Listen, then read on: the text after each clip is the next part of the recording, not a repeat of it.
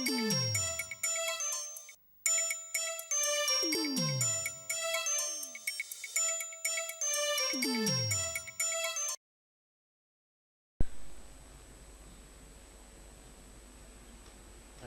got titles.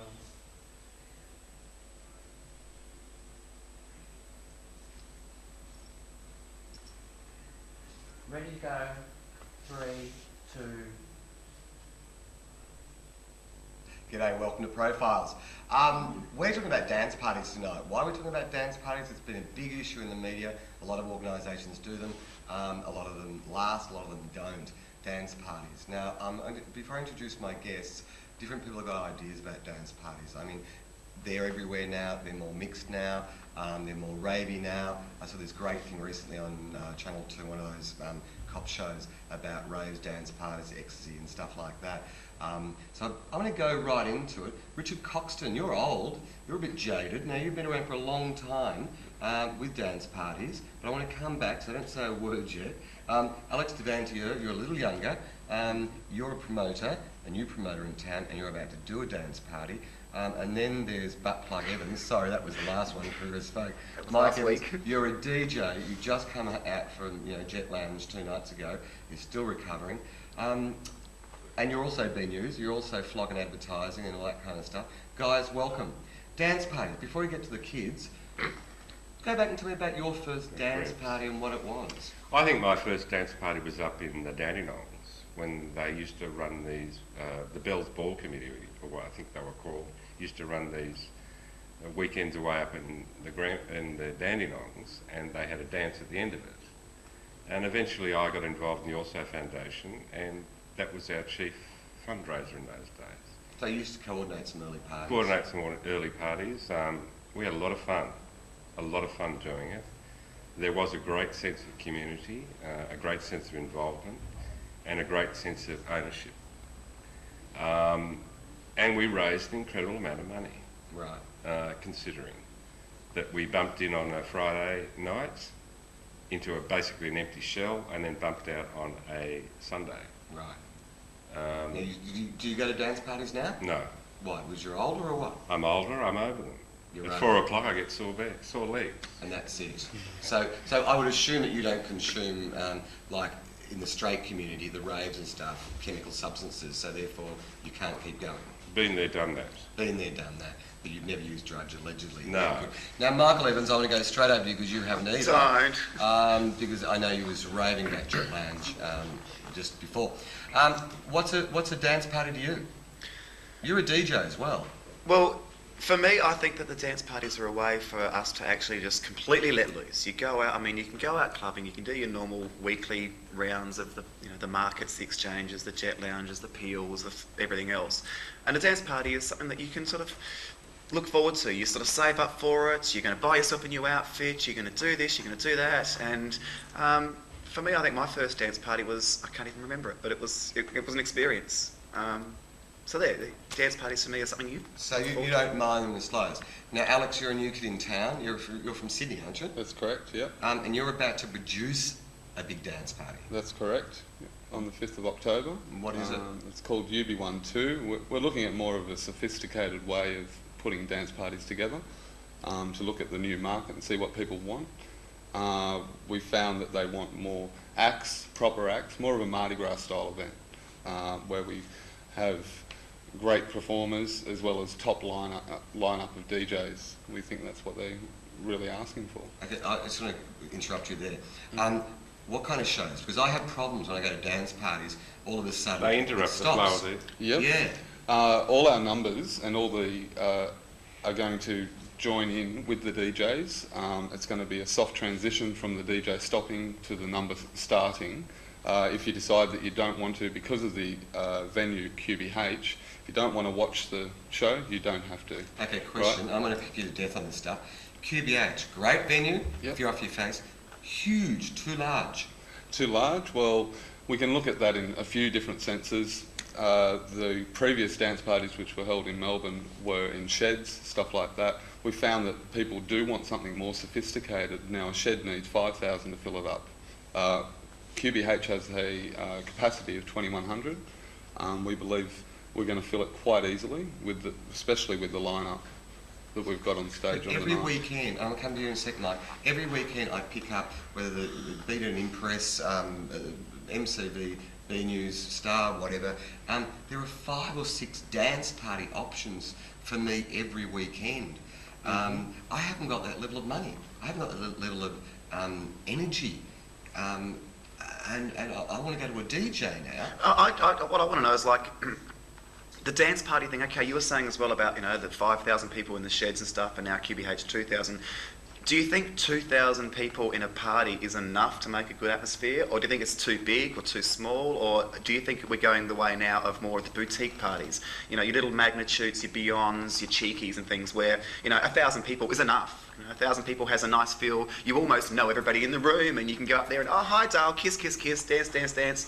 Whereas the bigger they get, the more like you feel lost amongst a crowd of anybody. Well, that's why we've looked at the multi-level venue, mainly because you can have your own little areas where you get certain types of people like hanging out in certain type of areas on different levels where you can just feel more comfortable. You don't necessarily need 2,000 people to make it a good venue or a good party, but QBH is such a venue that we need that amount of people to fill it. And with the acts, as I said before, we're putting on, people are going to want to go. So if you would only get 1,000 people, would it still have the atmosphere? It would still have the atmosphere because of the multi-tiered level. We can shut certain levels off and make it until the night opens up, then we can open them up. Okay, devil's advocate, Richard, because I'm going to take these young little fluff kids on. Why do I want to go to a venue I can go to any other time when the ones you used to run were in Shed 14 and weird and wacky other places, like the early midsummer ones on a boat around when we first started midsummer. Down Station Pier. Station Pier. I mean, I want something that's different and innovative. I want to walk out and go, wow, look at this environment where I am. I think, you don't need, the venue doesn't make the party. But the venue plays an important role in setting for the party. The great thing about those parties down at the docks and in the warehouse was they had this grunge to them. Yep. And you don't go to this sort of like super cool QBH place, which it's got no personality attached to it. Right? And you could put as many dancers and tits and feathers as you like on. Yep. It's still going to be QBH.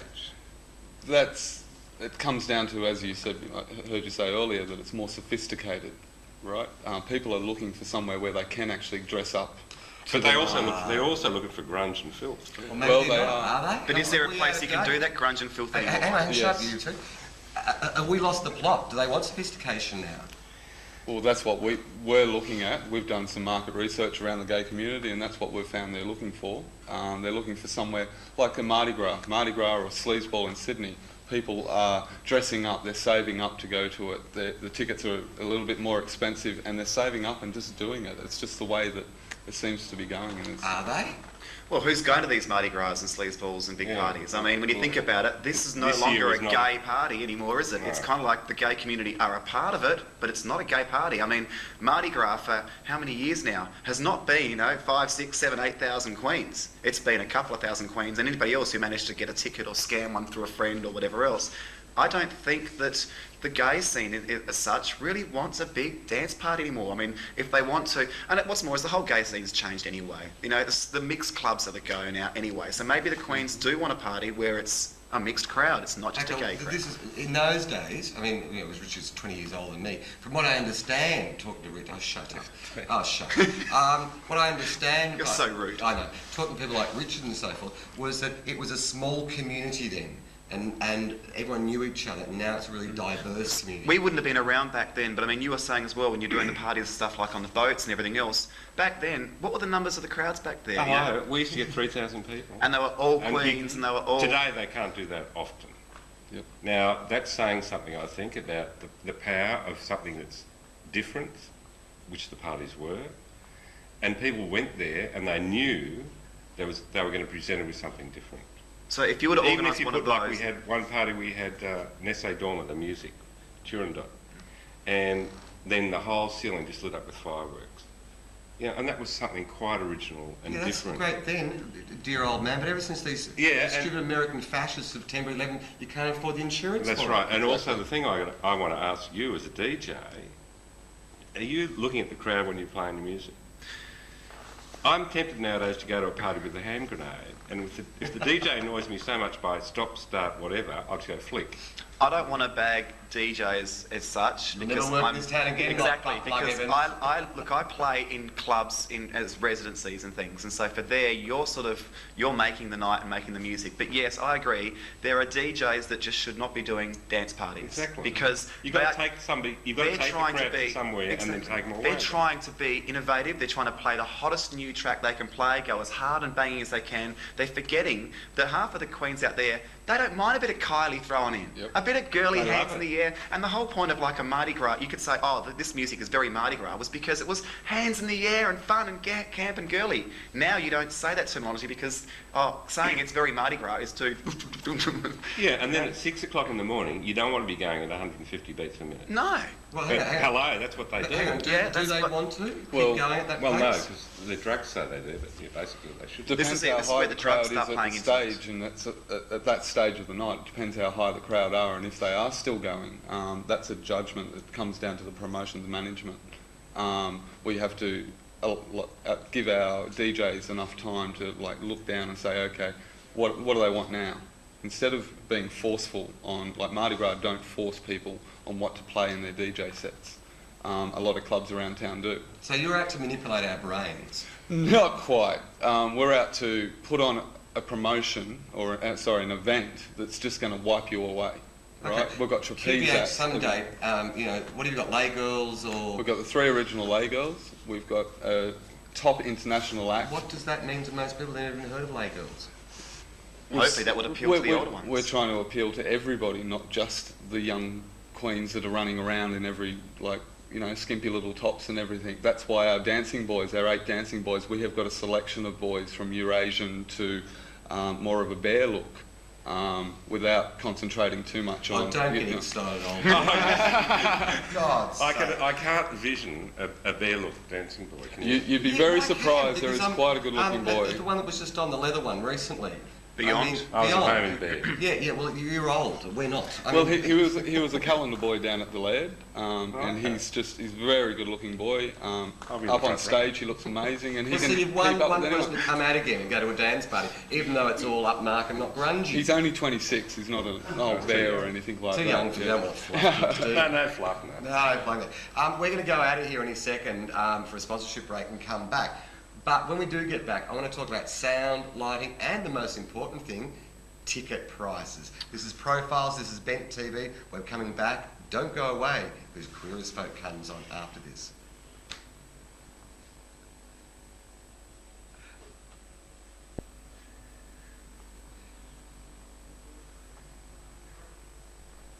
G'day, this is Profiles. I'm sorry, I'm just watching the monitor here and it's got words up in front of us. Who knows what that means? Bad director, Ralph McLean. I want to talk about, you started talking in the break about DJs submitting tapes. What's all that about? It Mike? doesn't look that. I would say that to find the perfect mix for a dance party when you were talking about DJs would be for the people that are putting it on, the promoters or whatever else, to go out to the gay clubs and go, oh, hang on, this guy's great, he's got the crowd going off, he's playing Kylie, whatever else, get him to do a dance party. I think the whole idea of, we're doing a dance party, let's get submissions by CD, and you get these DJs that sit at home on the computer or on their turntables, mix up a really good CD of all this really hard banging stuff, and they submit it, and the party promoters are going, yeah, we'll use him, we'll use him, we'll use him, and they work out their whole night on the music that's based on the CD. You don't know that's what the DJ's going to play on the night. And you really that don't... CD took 20 hours to produce. Exactly, and what's more is you're actually It's not picking reflecting music. the crowd And anyway. exactly, and you're not reflecting what you've heard the DJ play at the old Three Faces or down at the Exchange. When I you mean, We- chose we've your gone DJs, did you do it this way? No. Well, how did you do it? I used to go and listen to it. To the actual venue? And then what we'd say, there'd be a 2-hour block of fast, and then a 2-hour block of tribal, bang, bang, bang, bang. Then towards later in the morning, it'd be like slow, really sleazy, slow music. Is this what you're doing? Or what? We've looked at our DJs in, we've taken a couple from Freakazoid. We've taken one from Sydney, who's probably the best resident that we believe. that I know. I've been out to parties in Sydney and Mardi Gras and all that, and his CDs are amazing, which, as you say, he puts 20 hours worth of work into it. But we've looked at the way, the atmosphere in the room when these people are playing.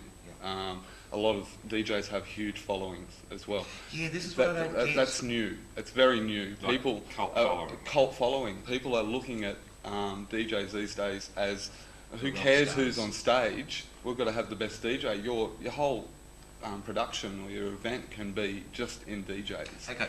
Exactly. Look at Mona. Like you go and put on a party or whatever else, and you have Peter McNamara or KDJ or Martine or a name that's already out there, and a lot of people, the crowd will go, "Oh, I don't care what the venue's like. I don't care what drag show's on. I don't care about anything else. Mona's playing. Gotta go.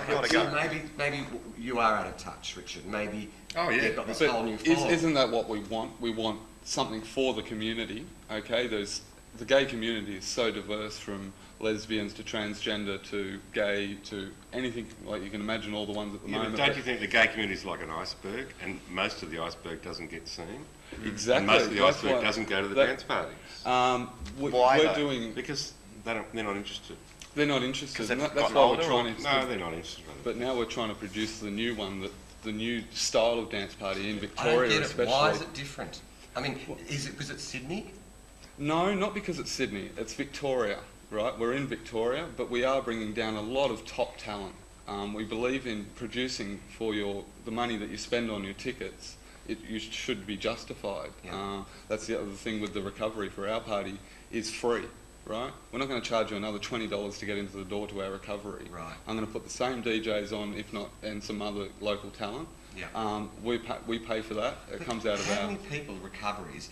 Let's say you got 1,000 people at the QBH. What percentage you reckon go on to recoveries afterwards? Well, that's something that we're also trying to change. We're putting on a bus that'll commute people straight to the recovery. That will run about 6 times. So That could be an ugly thought too. I actually got on a bus. It was one of the also parties at the docks, and I was just soaking wet, and it was so cold. I thought I pissed my pants. I was that wet. Graham, you probably did though. I probably did, but I didn't know. They were in those dark rooms.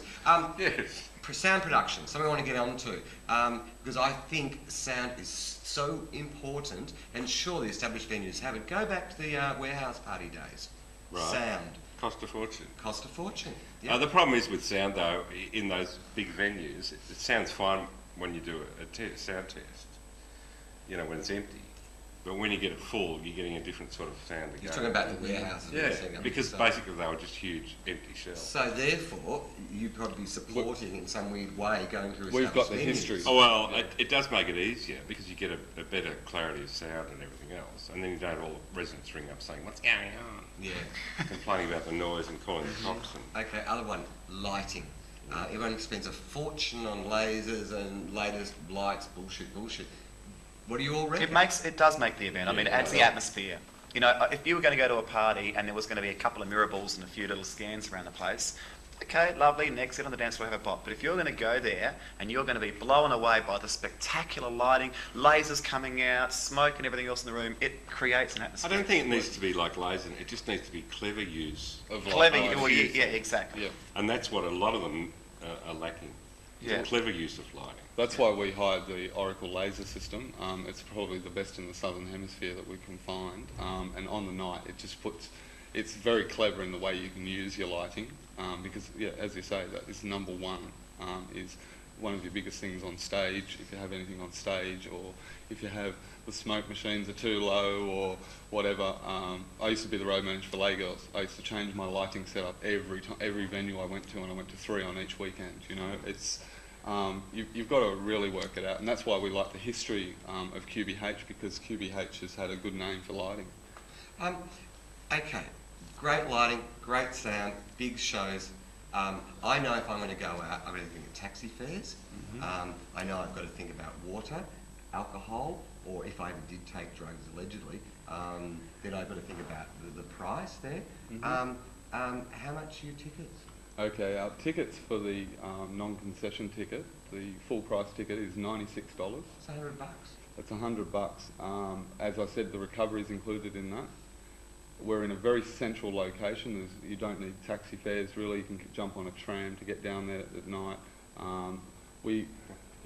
It could be a bit camp on the tram. Yeah, looking like. Well, is that more accepted I in the walk city back now? to Paran afterwards. I've done that before. Well, how many straight boys do you see around these days in skimpy little shirts? Like, and that's more or less what we're doing anyway. So, yeah, with the number one act that we have on stage on the night, the stage act. I can't announce who it is tonight, but I can tell you that she's in Moulin Rouge. Okay, I want to get to prices.